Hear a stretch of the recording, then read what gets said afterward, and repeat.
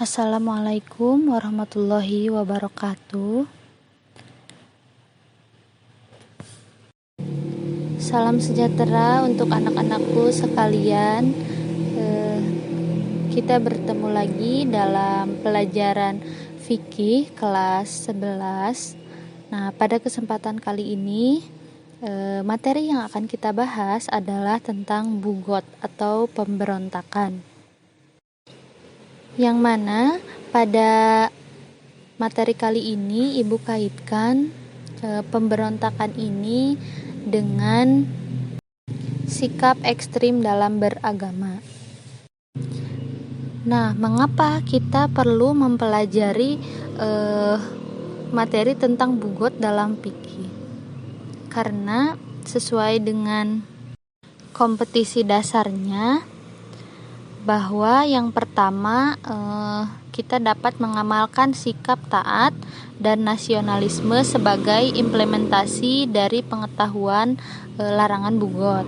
Kemudian bisa menganalisis ketentuan larangan bugot. Langsung saja ke pengertiannya, bahwa secara terminologi kata bugot sendiri merupakan bentuk jamak dari kata al-baghi yang merupakan isim fa'il atau kata benda yang menunjukkan pelaku. Nah, kata bugot ini mempunyai banyak makna, dari mulai mencari, menuntut, kemudian diartikan juga sebagai orang yang melampaui batas, orang yang sombong, dan orang yang berbuat zalim. Adapun Al-Zamakhsyari mendefinisikan bahwa kata al-baghyu ini merupakan bentuk masdar dari al-bughot, dengan melampaui batas, perbuatan zalim, dan menolak perdamaian. Nah, sedangkan Ibnu Katsir mendefinisikan al-baghyu dengan menolak kebenaran dan merendahkan atau menganggap remeh kepada manusia lainnya, atau permusuhan terhadap manusia.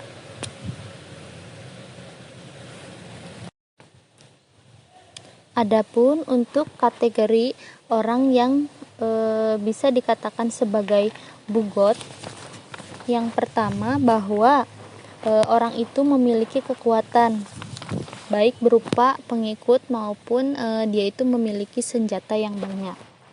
Yang kedua, dia memiliki takwil atau alasan atas tindakan yang mereka lakukan keluar dari kepemimpinan imamnya, atau tindakan mereka itu menolak melakukan kewajiban, misalkan membayar sesuatu yang sudah menjadi hak orang lain seperti zakat.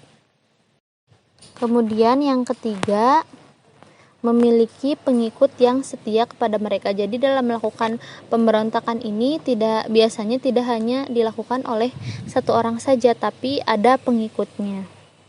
Lalu memiliki imam atau pemimpin yang wajib ditaati. Jadi mereka itu melakukan suatu perbuatan tidak menaati atau membangkang terhadap pemimpin yang harusnya ditaati. Nah, adapun yang selanjutnya yaitu bagaimana tahap-tahap menghadapi kaum bugot. Yang pertama kali dilakukan, kita itu harus mengirim utusan kepada mereka agar kita bisa mengetahui pemberontakan yang mereka lakukan itu atas dasar apa. Kemudian menasehati dan mengajak mereka agar mau menaati pemimpin lagi, menaati pemimpin yang seharusnya. Nah, jika hal itu tidak mempan dilakukan, nah baru kita memberikan ultimatum atau ancaman bahwa mereka akan diperangi. Nah, jika setelah memberikan ancaman itu mereka masih tidak patuh juga, maka mereka boleh diperangi sampai mereka sadar dan taat kembali kepada kepemimpinan yang seharusnya. Lalu bagaimana hukum memerangi bugot? Nah, hukum memerangi bugot ini ada dua. yaitu yang pertama, bugot itu wajib untuk diperangi, dan yang kedua, bugot itu boleh diperangi. Nah, bugot wajib diperangi ketika mereka menyerang wanita di kawasan warga sipil. Kemudian mengambil bagian dari Baitul Mal secara tidak sah. Lalu mereka tidak mau membayar kewajiban atas mereka yang berhak, seperti misalnya membayar zakat, kemudian membayar pajak dan membayar hutang. Tapi hal ini masih diperdebatkan oleh para ulama. Kemudian mereka secara jelas melakukan pembangkangan untuk menjatuhkan seorang pemimpin yang harusnya ditaati. Nah, ada beberapa hikmah dari adanya hukuman bagi para pelaku bugot. Yang pertama, seseorang atau sekelompok organisasi tidak akan mudah memusuhi atau membangkang dengan memberontak terhadap negara yang sudah terbentuk secara sah. Kemudian seseorang atau sekelompok organisasi akan memahami betapa hukum Islam ini benar-benar melindungi kedaulatan negara, lalu menghindarkan para bugot dari berbuat semena-mena atau melewati jalur hukum yang seharusnya.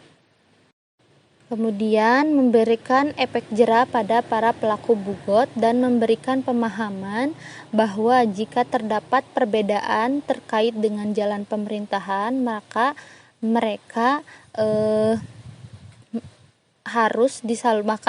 itu harus disalurkan dengan cara-cara yang benar, bukan dengan cara pemberontakan.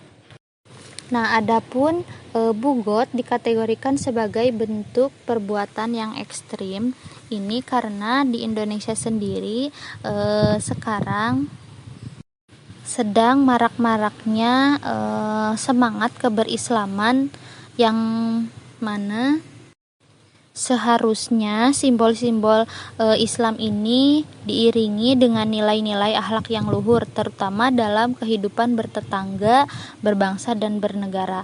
Nah, tapi banyak sekali kalangan milenial yang kurang memahami substansi agama yang baik dan benar. Bahkan bernegara di Indonesia tidak sesuai dengan Islam. Mereka mengatakan seperti itu. Nah, ada beberapa alasan, seperti misalkan banyak yang bilang sistem negara di Indonesia itu tidak mengikuti Al-Quran. Nah, hal inilah yang menimbulkan riak-riak yang mengancam keamanan negara. Bahkan terdapat indikasi melawan negara, dalam hal ini memberontak terhadap pemerintah yang sah berdasarkan konstitusi.